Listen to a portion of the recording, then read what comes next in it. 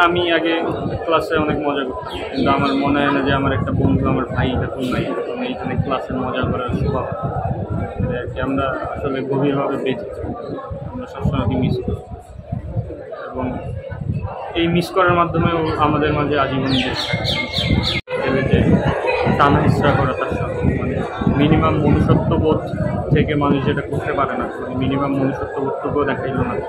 এই ব্যাপারটা আসলে এখন আমাকে অনেক নাড়া দেয় এবং আমরা আমার সহপাঠীদের পক্ষ থেকে এবং সকল বৈষম্য বিরোধী সকল ছাত্র আন্দোলনে যারা একাত্মতা প্রকাশ করেছিল তাদের পক্ষ থেকে আমরা এটাই চাই যে এই নির্মমতার যাতে বিচার, সঠিক বিচার। উনি আসলে অবসর তো থাকে, অবসরে কি করতেন? আপনার পাশের সময় যেহেতু আপনি জানার কথা।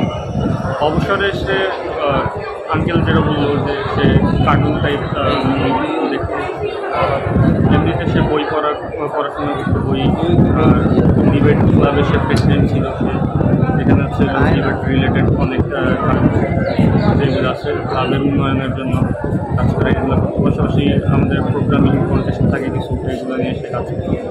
এবং অবসর সময়ও বলতে আপনি যদি যে কোনো সময় তার কাছে হেল্প চাইতে চাইতেন তাহলে সে তার অবসর দেখেই মানে নিজের 100% এফোর্ট দিয়ে হেল্প করার ট্রাই করতে অনেক বড় উপকারী ছিল।